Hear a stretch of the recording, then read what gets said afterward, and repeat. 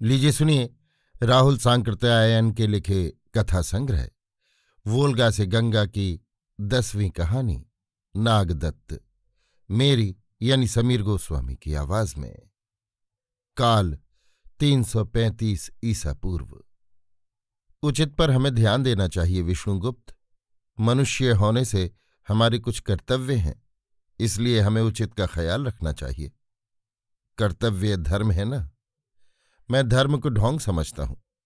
धर्म केवल परधन अपहारकों को शांति से परधन उपभोग करने का अवसर देने के लिए है। धर्म ने क्या कभी गरीबों और निर्बलों की सुध ली? विश्व की कोई जात नहीं है जो धर्म को न मानती हो, किंतु क्या कभी उसने ख्याल किया कि दास भी मनुष्य हैं? दासों को छोड़ दो, अदास स्त्रियों को ले लो। क्या धर्म ने कभी उन पर न्याय किया? धन चाहिए, तुम 2, 4, 10, 100 स्त्रियों को विवाहिता बना सकते हो। वो दासी से बढ़कर नहीं होंगी, और धर्म इसे ठीक समझता है। मेरा उचित का मतलब धर्म से उचित नहीं है, बल्कि स्वस्थ मानव का मन जिसे उचित समझता है। तो मैं कहता हूं जो आवश्यक है वही उचित है। तब तो उचित अनुचित का भेद ही नहीं रह जाएगा। भेद रहेगा मित्र। आवश्यक से मतलब मैं सिर्फ एक के लिए जो आवश्यक हो उसे नहीं लेता। जरा साफ करके कहे विष्णुगुप्त। यही हमारी तक्षशिला गंधार को ले ले भाई। हमारे लिए अपनी स्वतंत्रता कितनी प्रिय और उचित भी है, किंतु हमारा देश इतना छोटा है कि वो बड़े शत्रु का मुकाबला नहीं कर सकता।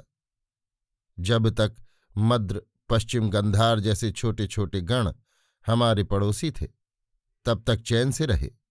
कभी कभी लड़ाई हो पड़ती थी, किंतु उसका परिणाम कुछ आदमियों की बलि मात्र होता था।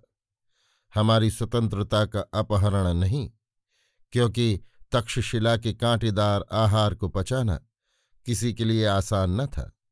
किंतु जब पार्श यानी ईरानी पश्चिमी पड़ोसी बने तो हमारी स्वतंत्रता उनकी कृपा पर रह गई। हमारी स्वतंत्रता के लिए क्या आवश्यक है? यही कि हम पार्श्वों जितने मजबूत बने। और मजबूत बनने के लिए क्या करें? छोटे से गण से काम नहीं चलेगा। हमें छोटे छोटे जनपदों की जगह विशाल राज्य कायम करना चाहिए। उस विशाल राज्य में छोटे छोटे जनपदों का क्या स्थान रहेगा? अपनेपन का ख्याल। ये गोलमोल शब्द है विष्णुगुप्त। दास कभी स्वामी में अपनेपन का ख्याल रखता है? तो मित्र नागदत्त, स्थान पाना इच्छा या ख्याल पर निर्भर नहीं करता, वो निर्भर करता है योग्यता पर। यदि तक्षशिला गंधार में योग्यता होगी तो वो उस विशाल राज्य में उच्च स्थान ग्रहण करेगा, नहीं तो मामूली गुलाम का स्थान। किंतु मित्र, ये गुलाम का स्थान भी उससे कहीं अच्छा होगा, जो कि पश्चिमी गंधार को दारयोश के राज्य में मिला हुआ है। अच्छा, मेरी औषधि को जाने दे। तू ही बतला, हमें अपनी स्वतंत्रता को कायम रखने के लिए क्या करना चाहिए, जबकि ये निश्चित है कि हम एक क्षुद्र जनपद के रूप में अपने अस्तित्व को कायम नहीं रख सकते। मैं कहूंगा विष्णुगुप्त, हमें अपने गढ़ स्वातंत्र्य को कायम रखना चाहिए और किसी राजा के अधीन नहीं बनना चाहिए। मैं मानता हूं हम एक क्षुद्र गण के रूप में अपनी स्वतंत्रता नहीं कायम रख सकते। इसीलिए हमें सारे उत्तरापथ यानी पंजाब के गणों का एक संघ संगठित करना चाहिए। उस संघ में प्रत्येक गण स्वतंत्र रहेगा या संघ सर्वोपरि रहेगा? मैं समझता हूं जैसे हम सब व्यक्तियों के ऊपर गण हैं, उसी तरह गंधार, मद्र, मल्ल, शिवी आदि सभी गणों के ऊपर संघ को मानना होगा। इसे कैसे मनवाएंगे? आखिर गण के बाहरी शत्रुओं की रक्षा के लिए हमें सेना रखनी होगी, बलि यानी कर लेना होगा। जैसे हम गण के भीतर के लोगों से कराते हैं, वैसे संघ के भीतर गणों से करा सकते हैं। गण के भीतर हमारा पहले से चला आया एक जन, एक खून का परिवार है। अनादिकाल से इस परिवार को गण नियम के मानने की आदत बन गई है, किंतु ये गणों का संघ नई चीज होगा। यहां खून का संबंध नहीं, बल्कि खून का झगड़ा, प्रतिद्वंद्विता अनादिकाल से चली आई है। फिर कैसे हम संघ के नियम को मनवा सकते हैं? यदि मित्र तू इस पर व्यवहार की दृष्टि से विचारता तो कभी इसके लिए ना कहता। संघ की बात गण तभी मानेंगे जबकि उन्हें वैसा मानने के लिए मजबूर किया जाएगा, और वो मजबूर करने वाली शक्ति कहाँ से आएगी? मैं समझता हूं उसे भीतर से पैदा करनी चाहिए। मैं कहता हूं भीतर से पैदा होती तो अच्छी बात है, परंतु पार्श्वों के प्रहार को अनेक बार सहकर हमने देख लिया कि वो भीतर से ही नहीं पैदा की जा सकती। इसीलिए हमें जैसे हो वैसे उसे पैदा करना चाहिए। राजा स्वीकार कर भी सिर्फ तक्षशिला का नहीं, तक्षशिला गंधार जैसे अनेक जनपदों का एक राजा चक्रवर्ती भी स्वीकार करना हो तो हर्ज नहीं। तो फिर पार्श्व दारियोश को ही क्यों न राजा मान लें? पार्श्व दारियोश हमारा नहीं है मित्र, ये तो खुद जानता है। हम जम्बू द्वीप के हैं। अच्छा तो नंद को? यदि हम उत्तरापथ पंजाब के सारे गणों का संघ नहीं बना सकते तो हमें नंद को स्वीकार करने में भी उज्र नहीं होना चाहिए। पश्चिमी गंधार की भांति दारियोश का दास बनना अच्छा है या अपने एक जम्बू द्वीपीय चक्रवर्ती के अधीन रहना अच्छा है? तूने विष्णुगुप्त राजा का राज्य अभी देखा नहीं है। देखता तो समझता कि वहां साधारण जन दास से बढ़कर हैसियत नहीं रखते। मैं मानता हूं मैंने पश्चिमी गंधार छोड़ किसी राजा के राज्य में पैर नहीं रखा, किंतु देश भ्रमण की इच्छा मेरे दिल में है।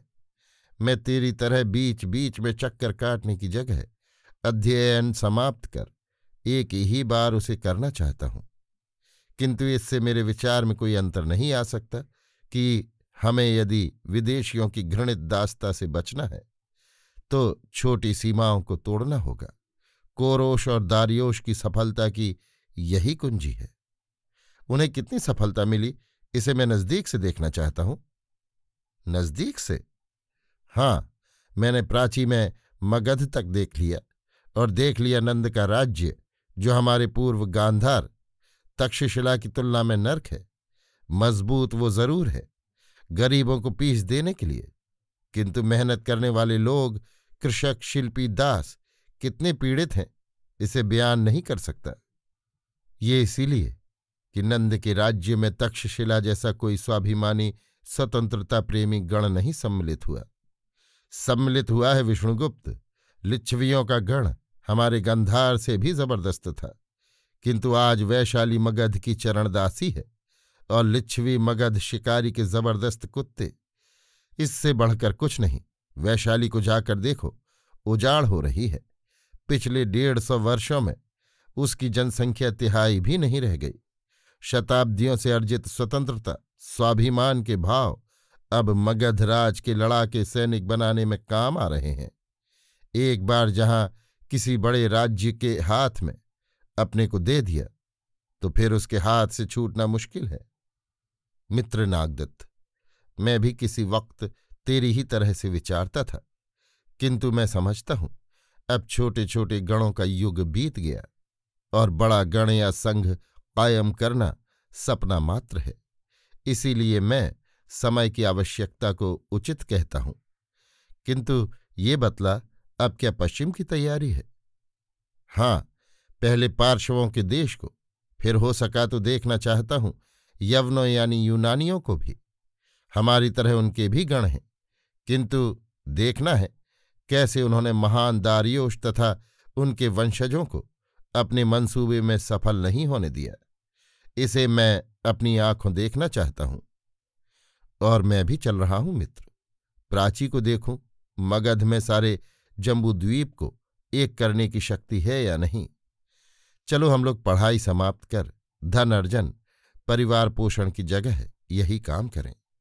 लेकिन मित्र, तूने जो साथ ही साथ वैद्य की विद्या पढ़ी, अच्छा किया। मैं पछताता हूं। यात्रा करने वालों के लिए ये बड़े लाभ की विद्या है, किंतु तू उससे भी लाभ की विद्या ज्योतिष और सामुद्रिक तंत्र मंत्र जानता है। तू जानता है मित्र, ये झूठी विद्याएं हैं। लेकिन विष्णुगुप्त चाणक्य को झूठी सच्ची विद्याओं से क्या वास्ता? उसके लिए तो जो आवश्यक है वो उचित है। बचपन से साथ खेलते साथ पढ़ते तक्षशिला के नागदत्त काव्य और विष्णुगुप्त चाणक्य के विद्यार्थी जीवन की ये अंतिम भेंट थी। एक से अधिक बार पार्शवों के हाथ में चली गई तक्षशिला की स्वतंत्रता को बचाने के लिए दोनों अपने अपने विचार के अनुसार कोई रास्ता ढूंढ रहे थे। चारों ओर छोटे छोटे नंगे वृक्ष वनस्पति शून्य पहाड़ थे। वहां हरियाली देखने को आंखें तरस रही थीं। पहाड़ों के बीच में विस्तृत उपत्यका, जिसमें भी जल और वनस्पति का चिन्ह शायद ही कहीं दिखाई पड़ता हो। इसी उपत्यका के किनारे किनारे कारवां का रास्ता था, जिस पर सदा लोग आते जाते रहते थे, और कारवां और उनके पशुओं के आराम के लिए पांथशालाएं यानी सराएं बनी हुई थीं। आसपास के भूखंड के देखने से आशा नहीं होती कि इन पांथशालाओं में हर तरह का आराम है। न जाने कहाँ से इतनी चीजें इस मरुभूमि में प्रकट हो जाती थीं। पड़ावों में पांथशालाएं एक से अधिक थीं, जिनमें कुछ साधारण राज कर्मचारियों और सैनिकों के लिए थीं, कुछ व्यापारियों के लिए, और कम से कम एक तो राजा का पांथ प्रासाद होता था, जिसमें शाह और उसके क्षत्रप विश्राम करते थे। आज इस पड़ाव के पांथ प्रासाद में कोई ठहरा हुआ था। उसके अस्तबलों में घोड़े बंधे थे। आंगन में बहुत से दास कर्मचर दिखलाई पड़ते थे, किंतु सब के चेहरे पर उदासी थी। इतने आदमियों के होने पर भी पांथ प्रासाद में गजब की नीरवता छाई हुई थी। इसी समय फाटक से उद्विग्न मुख 3 कर्मचारी निकले और वो साधारण पांथशालाओं में घुस गए। उनके बहुमूल्य वस्त्रों, रोबीले मुख को देखते ही लोग भय और सम्मान के साथ एक ओर खड़े हो जाते। वो पूछ रहे थे कि वहां कोई वैद्य है। अंत में साधारण जनों की पांथशाला में पता लगा कि उसमें एक हिंदू वैद्य ठहरा हुआ है। वर्षा उस भूमि में बहुत कम होती है और उसकी ऋतु कब की बीत चुकी है। सेब, अंगूर, खरबूजे जैसे फल अपने सस्तेपन के कारण इस पांथशाला में बिक रहे थे। राजकर्मचारी जब वैद्य के सामने पहुंचा तो वो एक बड़े से खरबूजे को काट कर खा रहा था। उसके आसपास उसी तरह के भिखमंगों जैसे भेष में कितने ही और ईरानी बैठे थे, जिनके सामने भी वैसे ही खरबूजे रखे हुए थे। राजकर्मचारी को देखते ही भिखमंगे भयभीत हो इधर उधर भाग खड़े हुए। एक आदमी ने वहां खड़े आदमी की ओर इशारा करके कहा, स्वामी, ये हिंदू वैद्य है। वैद्य के मलिन कपड़ों की ओर देखकर राजकर्मचारी का मुंह पहले बिगड़ सा गया। फिर उसने उसके चेहरे की ओर देखा। वो उन कपड़ों के लायक न था। वहां भय, दीनता का नाम न था। राजकर्मचारी पर उन नीली आंखों से निकलती किरणों ने कुछ प्रभाव डाला। उसके ललाट की सिकुड़न चली गई और कुछ शिष्ट स्वर में उसने कहा, तुम वैद्य हो? हां। कहाँ के? तक्षशिला का। तक्षशिला का नाम सुनकर राजकर्मचारी और नम्र हो गया और बोला, हमारे क्षत्रप वक्षुसोग्ध के क्षत्रप की स्त्री शहनशाह की बहन बीमार है। क्या तुम उनकी चिकित्सा कर सकते हो? क्यों नहीं, मैं वैद्य जो हूं। किंतु ये तुम्हारे कपड़े? कपड़े नहीं चिकित्सा करेंगे, मैं चिकित्सा करूंगा। किंतु ये ज्यादा मैले हैं। आज इन्हें बदलने ही वाला था। एक क्षण के लिए ठहरे। कह वैद्य ने एक धुले ऊनी चोगे, जो पहले से थोड़ा ही अधिक साफ था, को पहना और हाथ में दवाओं की पोटलियों से भरी एक चमड़ी की थैली ले राजकर्मचारी के साथ चल पड़ा। कहने को ये पांथशाला थी, किंतु इसके आंगन में गदहों की न वो लीद थी, न भिखमंगों की गुदड़ियों के जुएं। यहां सभी जगह सफाई थी। ऊपर चढ़ने की सीढ़ी पर रंग बिरंगे काम वाले कालीन बिछे हुए थे। सीढ़ी की बाहों में सुंदर कारुकार्य थे। घरों में भी उसी तरह नीचे महार्घ कालीन थे। दरवाजों पर सूक्ष्म दुकूल के पर्दे लटक रहे थे, जिनके पास संगमरमर की मूर्ति की भांति नीरव सुंदरियां खड़ी थीं। एक द्वार पर जाकर कर्मचारी ने वैद्य को खड़ा रहने का इशारा किया और एक सुंदरी के कानों में कुछ कहा। उसने बहुत धीरे से द्वार को खोला। भीतर के पर्दे के कारण वहां कुछ दिखलाई न पड़ता था। कुछ क्षण में ही सुंदरी लौट आई और उसने वैद्य को अपने साथ चलने को कहा। भीतर घुसते ही वैद्य ने मधुर सुगंध से सारे कमरे को वासित पाया। फिर जल्दी में आसपास नजर दौड़ाई। उस कमरे के सजाने में कमाल किया गया था। कालीन, पर्दे, मसनद, दीपदान, चित्र, मूर्तियां सभी ऐसी थीं जिन्हें वैद्य ने अभी तक न देखा था। सामने एक कोमल गद्दी थी जिस पर दीवार के पास 2-3 मसनदें रखी थीं, जिनमें से एक के सहारे एक अधेड़ उम्र का स्थूलकाय पुरुष बैठा था। उसकी कान तक फैली बड़ी बड़ी मूछों के भूरे बालों में कुछ सफ़ेद हो चले थे। उसकी बड़ी पीली आंखों पर अति जागरण और तीव्र चिंता की छाप थी। उसकी बगल में एक अनुपम सुंदरी बैठी थी जिसका वर्ण ही श्वेत मक्खन सा नहीं था, बल्कि मालूम होता था वो उससे अधिक कोमल है। उसके श्वेत कपोलों पर हल्की सी लाली थी जो अब धूमिल हो गई थी।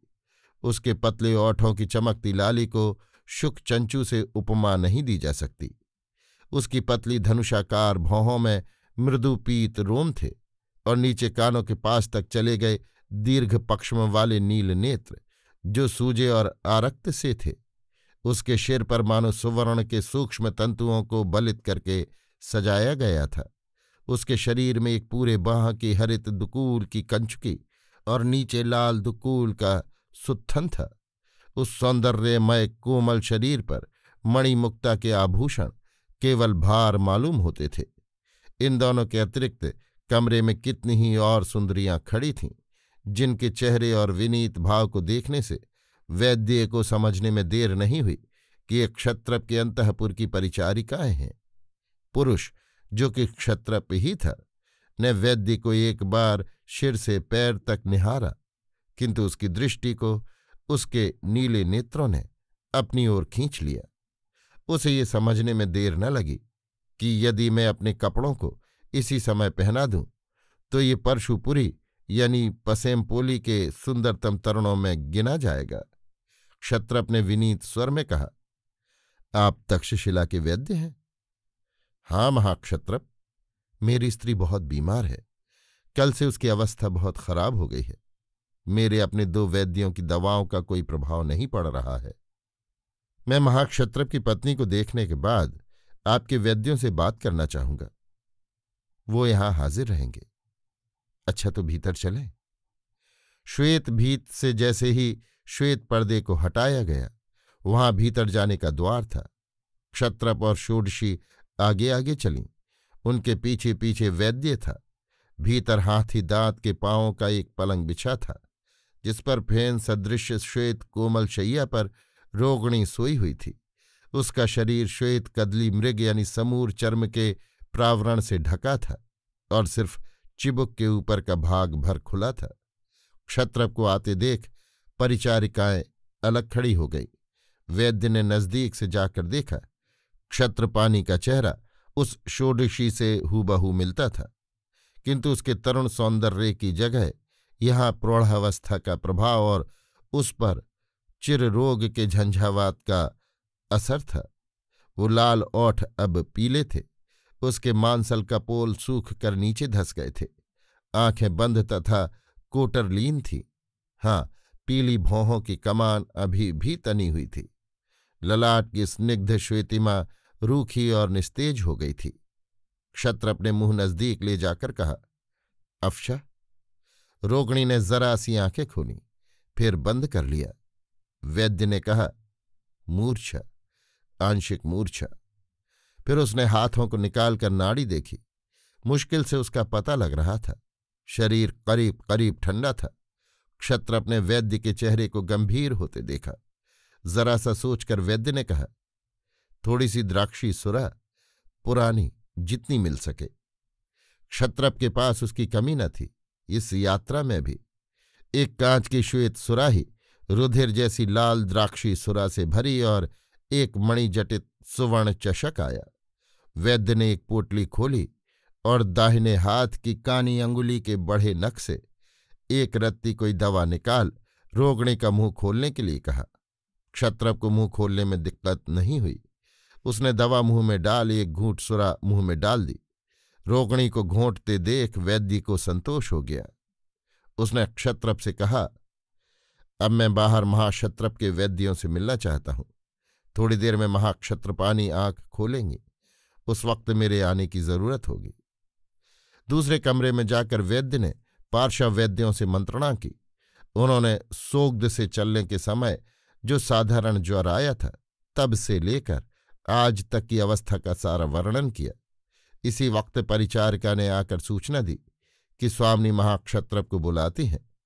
महाक्षत्रप के चेहरे पर नया प्रकाश सा दौड़ गया। वो वैद्य को लेकर भीतर गया। क्षत्रपानी की आंखें पूरी तौर से खुली हुई थीं। उसके चेहरे में कुछ जीवन का चिन्ह दिखलाई दे रहा था। क्षत्रपानी ने धीरे से किंतु संयत स्वर में कहा, मैं जान रही हूं तुम बहुत खिन्न हो। मैंने यही कहने के लिए बुलाया कि मैं अच्छी हो जाऊंगी। मैं अनुभव कर रही हूं मुझ में शक्ति आ रही है। क्षत्रप ने कहा, यही बात मुझसे ये हिंदू वैद्य भी कह रहे थे। चेहरे को और उज्ज्वल करते हुए क्षत्रपानी ने कहा, हिंदू वैद्य जानते हैं मेरी बीमारी को। मेरी बीमारी खत्म हो चुकी है। क्यों वैद्य? हाँ, बीमारी खत्म हो गई, किंतु महाक्षत्रपानी को थोड़ा सा विश्राम करना पड़ेगा। मैं यही सोच रहा हूं कि कितनी जल्दी आपको परशपुरी जाने लायक कर दिया जाए। मेरे पास अद्भुत रसायन है। हिंदुओं के रसायन को मैं दे रहा हूं। थोड़ा थोड़ा द्राक्षा और दाड़िम के रस को पीना होगा। वैद्य, तुम रोग को पहचानते हो। दूसरे तो गदहे हैं, गदहे। तुम जैसा कहोगे वैसा ही करूंगी। रोशना षोडशी सामने खड़ी होकर बोली, मां, बेटी, तेरी आंखें गीली हैं। वे वैद्य मुझे मार डालते, किंतु अब चिंता नहीं। हिंदू वैद्य को अहुरमज़दा ने भेजा है। इन्हें तकलीफ न होने देना। मुझे जो खाने पीने को वैद्य कहें तू अपने हाथ से देना। वैद्य रोशना को कुछ बातें बतलाकर बाहर निकला। क्षत्रप का चेहरा खिला हुआ था। वैद्य ने कुछ दवाओं को भोजपत्र के टुकड़ों में बांधकर क्षत्रप के हवाले कर जब अपनी पांथशाला में जाना चाहा तो क्षत्रप ने कहा, तुमको हमारे साथ रहना चाहिए, किंतु मैं दरबार में रहने का तरीका नहीं जानता। तो भी मनुष्य के रहने का तरीका तुम अच्छी तरह जानते हो। तरीका जाति जाति का अलग होता है। मेरी रहन सहन से आपके परिचारकों को कष्ट होगा। मैं एक बिल्कुल अलग कमरा पास ही दे रहा हूं। तुम्हारे पास रहने से हमें संतोष रहेगा। महाक्षत्रपानी की अब कोई चिंता न करें। वैद्यों ने बीमारी को ठीक से पहचाना नहीं था। मैं 2 घंटा और न आया होता तो फिर आशा न थी, किंतु अब उनकी बीमारी चली गई समझे। क्षत्रप के आग्रह पर वैद्य ने वहीं एक कमरे में रहना स्वीकार किया। क्षत्रपानी चौथे दिन से बैठने लगीं और उनके चेहरे की सिकुड़नें बड़ी तेजी से मिटने लगीं। सबसे ज्यादा प्रसन्न थी रोशना। दूसरे ही दिन उसने क्षत्रप के दिए महार्घ दुशाले के चोगे को लाकर अपने हाथों वैद्य को प्रदान किया। उस चोगे, उस सुनहले कमरबंद, उस स्वर्णखचित जूतों के साथ अब वो भिखमंगों में बैठ खरबूजा खाने वाला आदमी न था। क्षत्रपानी अब हल्का आहार ग्रहण करने लगी थीं। छठे दिन शाम को उन्होंने वैद्य को बुला भेजा। वैद्य उन्हें बिल्कुल नया पुरुष मालूम होता था। जान पड़ा उनके भतीजों में से कोई आ रहा है। पास आने पर बैठने के लिए कहा और बैठ जाने पर बोली, वैद्य, मैं तुम्हारी बड़ी कृतज्ञ हूं।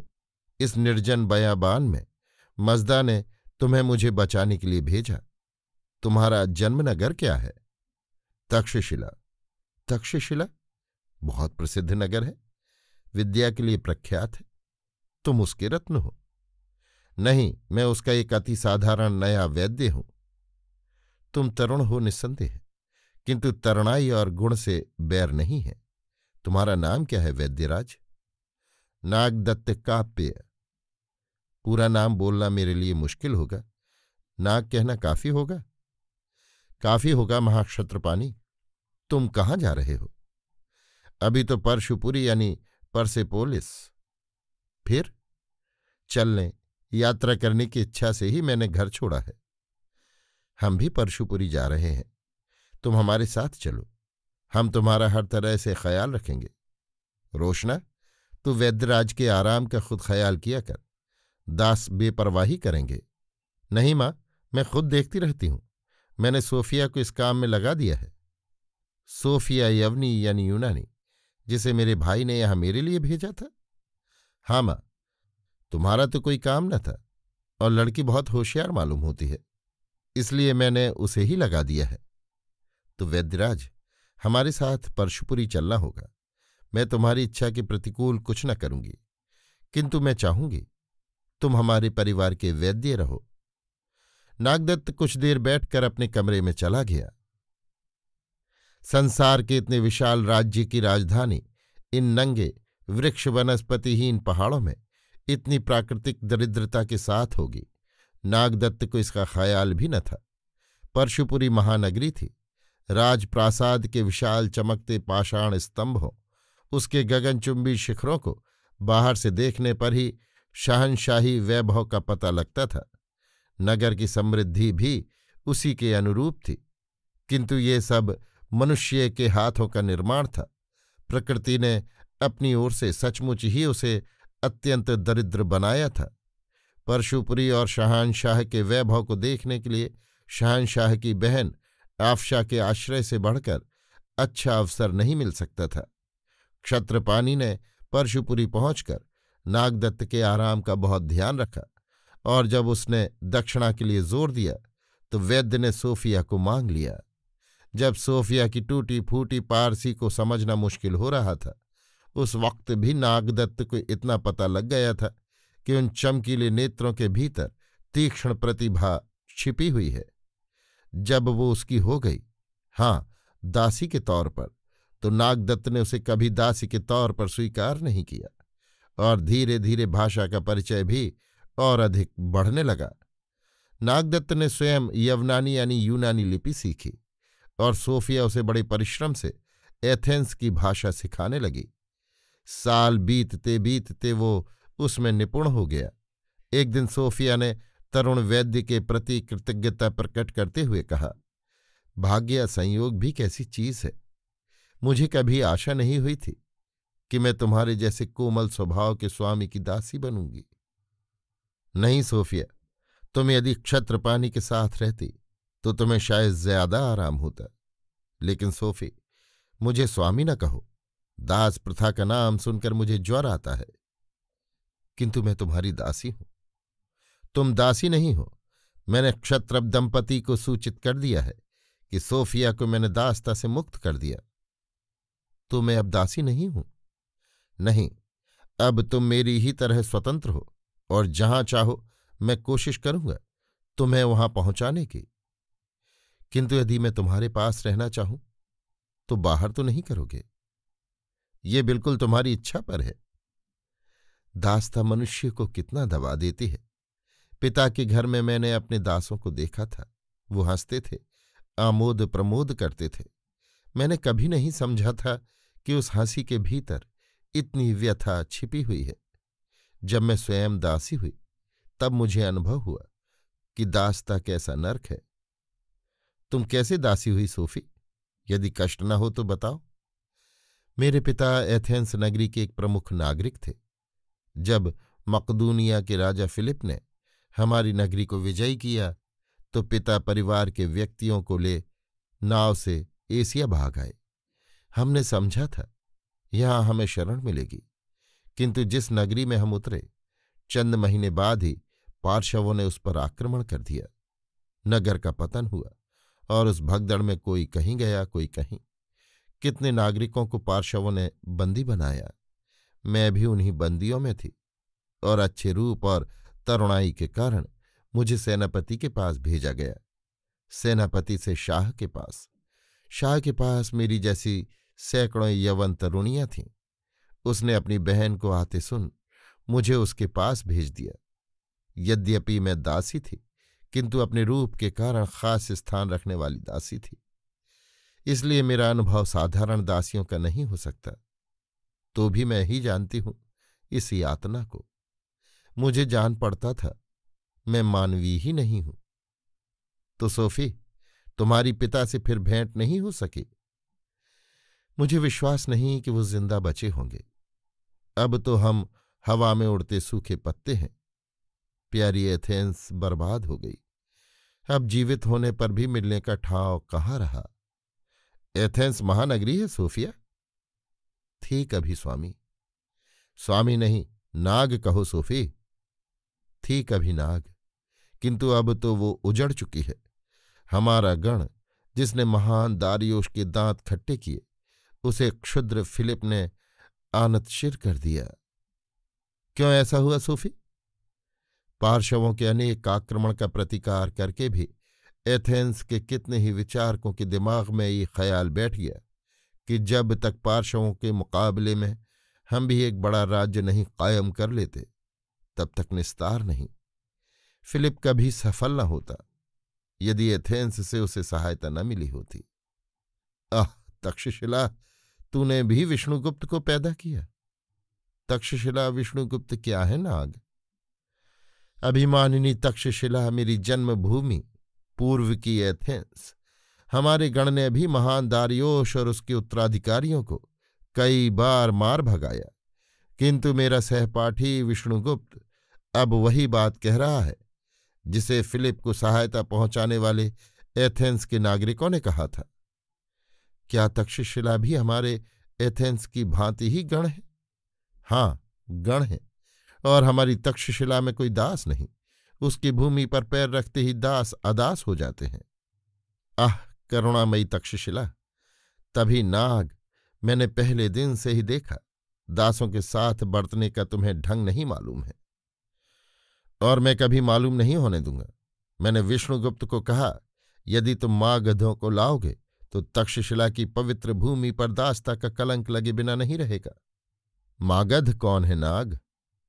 हिंद के फिलिप, तक्षशिला से पूर्व एक विशाल हिंदू राज्य। पार्शवों के आक्रमण से हम तंग आ गए हैं। जीतते जीतते भी हम निर्बल और हारे से हो गए हैं। वस्तुतः अकेली तक्षशिला पार्शव शहंशाह से मुकाबला नहीं कर सकती, किंतु मैं इसकी दवा अपने अनेक गणों के संघ को बतलाता हूं। किंतु नाग, हमारे देश में ये भी करके देख लिया गया। हमारी हेल्ला जाति के कितने ही गणों ने संघ बांधकर पार्शवों का मुकाबला किया, किंतु वो संघ स्थायी नहीं हो सका। गणों में अपने अपने गण की स्वतंत्रता का इतना ख्याल होता है कि वो संघ को वो स्थान देने के लिए तैयार नहीं होते। तो क्या मैं गलत साबित होऊंगा और विष्णुगुप्त ही सही? क्या विष्णुगुप्त संघ में सफलता नहीं देखता? हाँ, वो कहता है हमारा शत्रु जितना मजबूत है उसका मुकाबला गणों के संघ से नहीं हो सकता। अनेक गणों की सीमा मिटाकर यदि एक महान गण बनाया जा सके तो शायद संभव हो, किंतु गण इसे नहीं मानेंगे। शायद नाग, तुम्हारा मित्र ठीक कहता है, किंतु हमने अंत तक एथेंस की स्वतंत्रता को खुशी से देने का ख्याल मन में नहीं आने दिया। तो सोफी, गण होते हुए एथेंस ने इस दासता को क्यों स्वीकार किया? अपने पतन को जल्दी बुलाने के लिए धनिकों के लोभ ने दासता को जारी किया, और धीरे धीरे दास स्वामियों से भी संख्या में बढ़ गए। तुम्हें या पार्शवों में सबसे बुरी बातें क्या मालूम हुई? दासता, जो कि हमारे यहां भी थी, फिर शाहनशाहों और धनिकों का रनिवास। तुम्हारे यहां ऐसा नहीं होता? हमारे यहां मकदूनिया का राजा फिलिप भी एक से अधिक ब्याह नहीं कर सकता। यहां तो छोटे छोटे राज कर्मचारी तक कई कई शादियां करते हैं। हमारे यहां कभी कभी एक से अधिक ब्याह देखे जाते हैं, यद्यपि उनकी संख्या कम है, किंतु मैं अनुभव करता था कि ये स्त्रियों की दासता की निशानी है। एथेंस ने यदि दासता रखी तो तक्षशिला ने अनेक स्त्री के साथ विवाह को जारी रखकर उसे कायम रखा।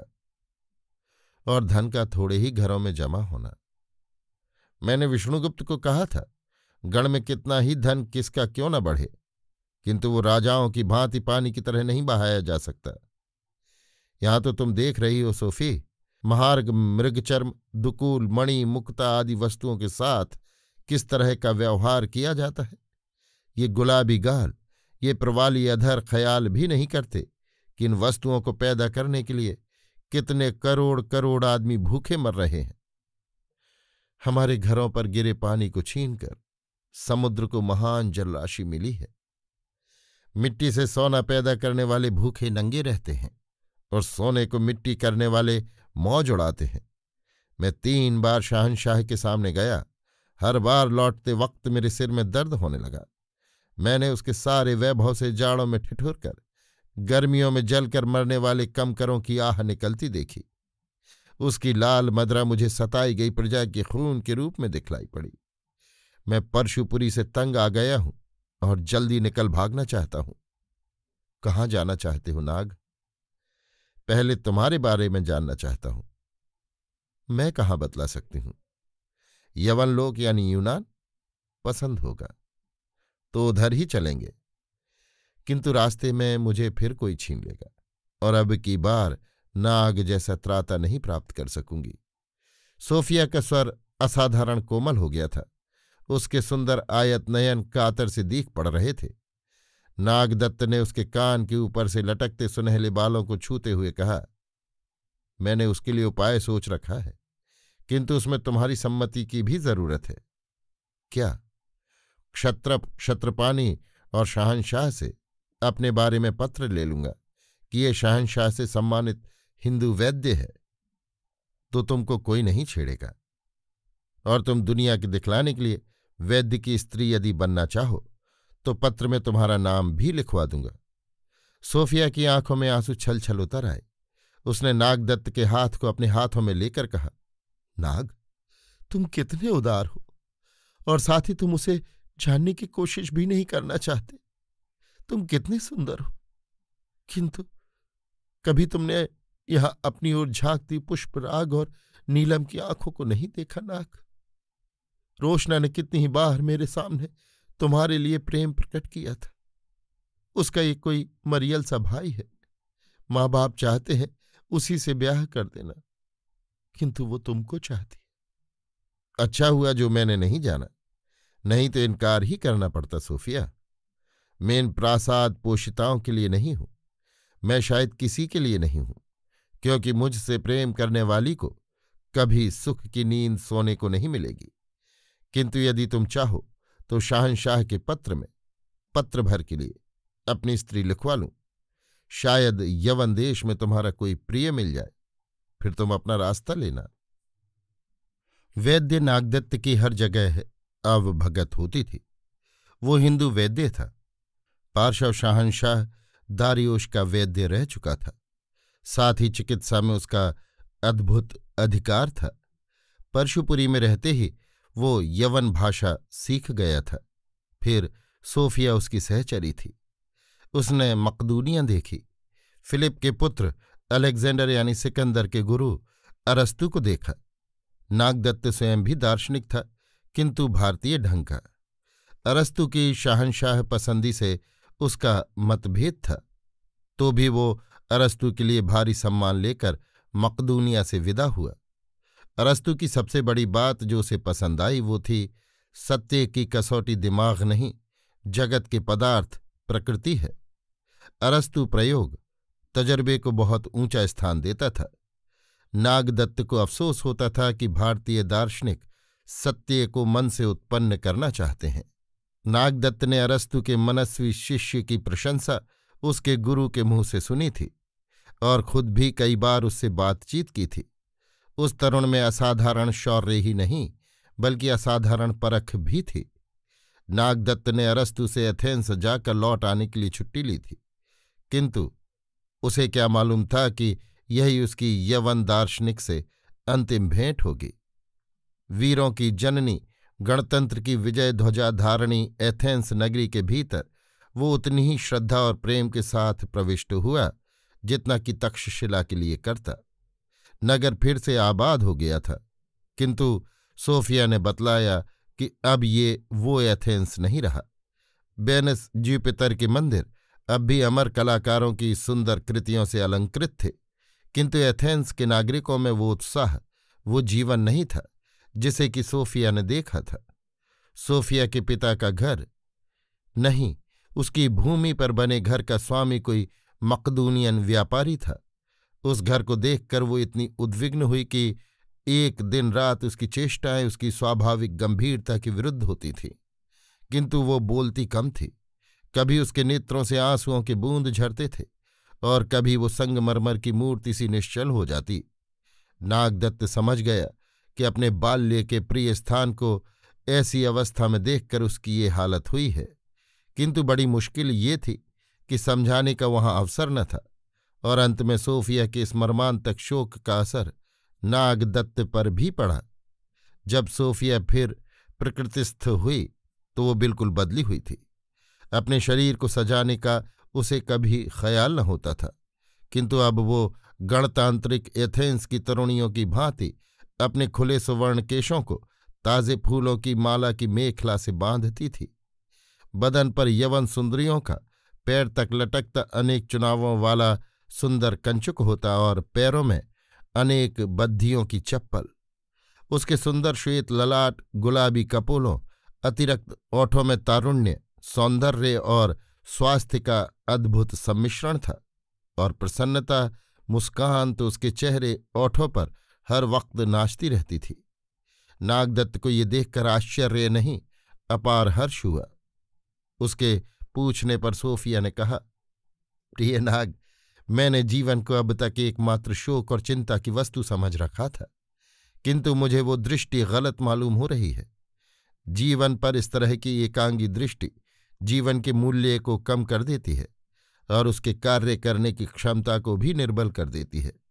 आखिर तुम भी नाग तक्षशिला के भविष्य के लिए कम चिंता नहीं रखते, किंतु तुम इस चित्त को शीतल रख उपाय सोचने में सारी शक्ति लगाते हो। मुझे बड़ी प्रसन्नता है सोफी, तुम्हें इतना आनंदित देखकर। मुझे आनंद क्यों न होगा, मैंने एथेंस में लौटकर अपने प्रिय को पा लिया। नागदत्त ने हर्षोल्लास से पुलकित हो कहा, यह और भी आनंद की बात है कि तुमने अपने प्रिय को इतने दिनों बाद पा लिया। मैं देखती हूं नाग, तुम मनुष्य नहीं हो, देवताओं से भी ऊपर हो। तुम में ईर्ष्या छू तक नहीं गई है। ईर्ष्या? ईर्ष्या का यहां क्या काम? मैंने सोफी क्या जिम्मा नहीं लिया था तुम्हें यवन देश में पहुंचाने का? मैंने क्या तुमसे कहा नहीं था कि तुम वहां अपने प्रिय को ढूंढ लेना? हाँ, कहा था। तुम्हारे इस असाधारण हर्ष को देखकर मुझे ख्याल होने लगा था कि तुम्हें कोई असाधारण प्रिय वस्तु प्राप्त हुई है। तुम्हारा ख्याल ठीक निकला नाग।